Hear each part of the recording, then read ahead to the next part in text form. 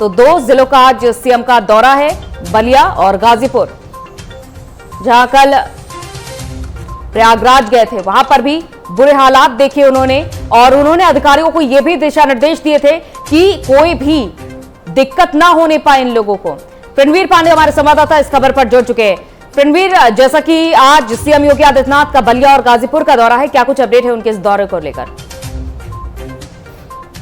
सबसे बड़ी बात है कि जो मुख्यमंत्री योगी आदित्यनाथ लगातार दौरा कर रहे हैं, चाहे वो बलिया का हो चाहे वो गाजीपुर का हो। अगर इनके टाइम शेड्यूल की बात करें तो लगभग 9:30 बजे ये जो है राहत सामग्री का ये वितरण करेंगे, राहत सामग्री। और उसके बाद गम्हार इंटर कॉलेज पे कार्यक्रम होगा। उसके बाद 10 बजे का कार्यक्रम जन प्रतिनिधियों के साथ बैठक करेंगे गम्हार इंटर कॉलेज पर, और 10:45 पर ये मीडिया ब्रीफिंग करेंगे। और 11:50 पर बाढ़ प्रभावित लोगों से ये भेंट करेंगे और उनको भी सामग्री वितरण करेंगे। 12:20 पर बलिया पहुंच जाएंगे और 1 बजे मीडिया ब्रीफिंग करेंगे। तो अगर टोटल ओवरऑल अगर इनका स्कीम देखा जाए तो 9:30 बजे से लेकर के 1 बजे के अंदर ये गाजीपुर और बलिया का भ्रमण कर लेंगे, और भ्रमण करने के बाद मीडिया ब्रीफिंग भी करेंगे, लोगों को राहत सामग्री का भी वितरण करेंगे। यह है उत्तर प्रदेश के मुख्य योगी आदित्यनाथ का दौरा। और जिस तरीके से लगातार बाढ़ प्रभावित क्षेत्रों का दौरा कर रहे हैं, वहां के जिला और कप्तान को सख्त निर्देश दे रहे हैं कि किसी भी प्रकार से कोई समस्या जनता को नहीं होनी चाहिए, उनको राहत सामग्री मिले, उनको नाव की व्यवस्था देख रहे हैं। और साथ ही साथ वो जो पशु है, जो पशुपालक है, जिनके पास जानवर है, उनका भी ख्याल रखा गया है। उनके साथ पर कहा गया है कि उनके चारे की व्यवस्था की जाए।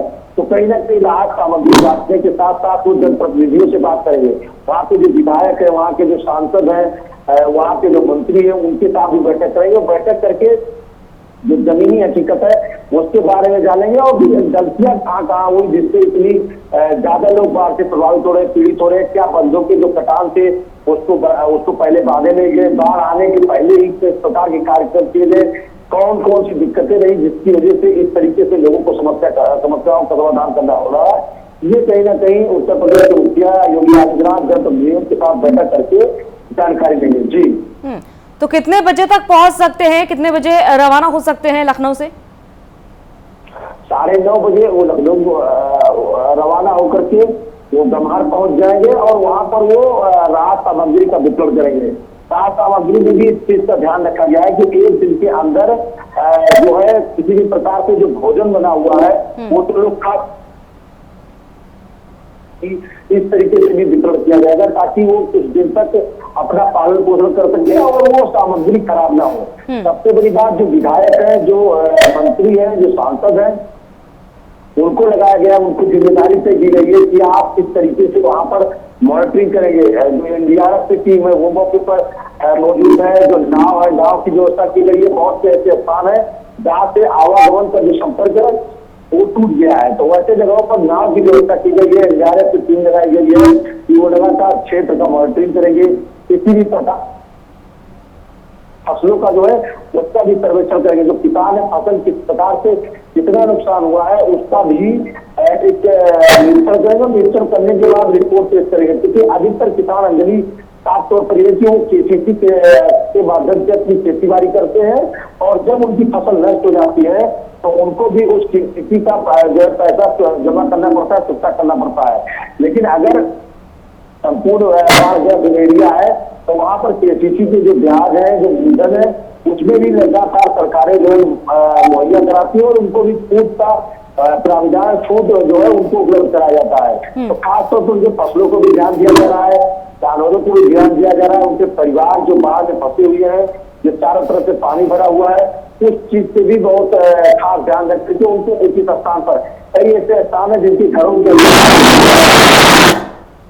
पहुंचाने का कार्यक्रम कार्य किया जा रहा है। जी, और क्या उम्मीद जताई जा रही है प्रणवीर, कब तक लोगों को राहत मिल सकती है?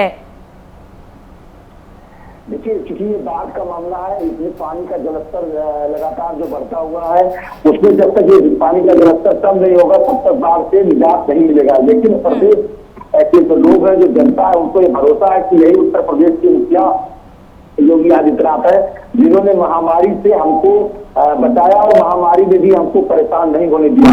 तो बाढ़ की स्थिति में हमेशा सरकार हमारे साथ खड़ी है, जो विधायक है, नेता है, मंत्री है, वो हमारे साथ खड़े हुए हैं। ठीक है प्रणवीर, आप हमारे साथ जुड़े रहिए, हम आपके पास वापस लौटेंगे। और आसिफ अंसारी हमारे संवाददाता गाजीपुर से हमारे साथ जुड़ चुके हैं, उनसे भी अपडेट ले देते हैं। आसिफ, कब तक पहुंच सकते हैं सीएम और बाढ़ के कैसे हालात बने हुए हैं गाजीपुर में? जी बिल्कुल, हम बता दें मुख्यमंत्री योगी आदित्यनाथ का आज दौरा है। 9:30 बजे का हम पहुंचेंगे और बाढ़ पीड़ितों से मुलाकात करेंगे और उनसे हाल चाल पूछेंगे। बिल्कुल, और बाढ़ प्रभावितों के लिए अब तक क्या क्या किया जा रहा है आसिफ? जी, बाढ़ पीड़ितों को बता दें कि राशन की मुहैया किया जा रहा है, दवा तक भी वितरण किया जा रहा है। बाढ़ पीड़ितों से मुलाकात करने के बाद उनसे बात करेंगे, क्या समस्या है क्या नहीं, उनको राशन की उपस्थिति दिलाएंगे। चलिए, बहुत बहुत शुक्रिया आसिफ तमाम जानकारी के लिए। तो प्रणवीर के पास वापस लौटते हैं। प्रणवीर, जैसा कि 9:30 बजे तक पहुंच सकते हैं सीएम योगी आदित्यनाथ गाजीपुर, और बिल्कुल जो नजर रखने को कहा गया है सरकार की ओर से कि राहत सामग्री पहुंचाई जाए, साथ ही साथ दवाइयां भी पहुंचाई जा रही है।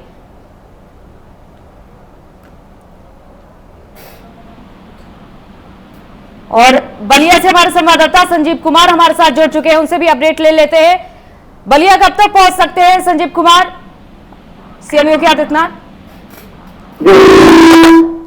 आदित्यनाथ का दौरा है बलिया बाढ़ क्षेत्रों में। देवरिया कला में आज इनका उड़न खटोला 11:40 पे उतरेगा और 11:50 पे नागाजी सरस्वती विद्या मंदिर में पहुंचेंगे। पूरे क्षेत्र का भ्रमण करने के बाद ये जनप्रतिनिधियों और अधिकारियों के साथ बैठक करेंगे और बाढ़ का जो भी चीजें हैं उसकी भरपाई कराएंगे। ये मिले। चलिए, बहुत बहुत शुक्रिया तमाम जानकारी के लिए।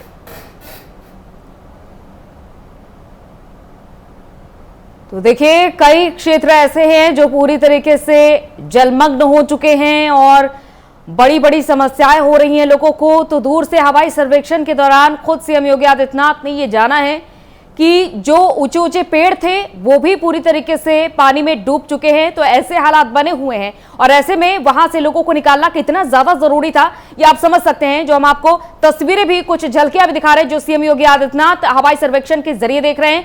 और यहाँ पर देखिए, आसपास की जो मकान है, जो पेड़ हैं, जो ऊंचे ऊंचे पेड़ हुआ करते थे, तो कितने बुरी तरीके से जलमग्न हो चुके हैं। तो ये बाढ़ प्रभावित क्षेत्र है जहां का दौरा सीएम योगी आदित्यनाथ ने कल किया है। प्रयागराज का दौरा किया है और जो किनारे किनारे के इलाके हैं, जो नदियों के किनारे बसे घर थे, वहां पर से भी लोगों को बाहर निकाला गया है और किसी सुरक्षित स्थान पर, आश्रम में या फिर कहीं सुरक्षित स्थान पर पहुंचाया जा रहा है ताकि लोगों को बचाया जा सके। और नाव का भी बंदोबस्त किया गया है क्योंकि गलियों गलियों में पानी कुछ इस तरीके से भर चुका है कि लोगों को वहां से चलकर नहीं बल्कि नाव का सहारा लेना पड़ रहा है। तो इस तरह की समस्याएं हो रही हैं।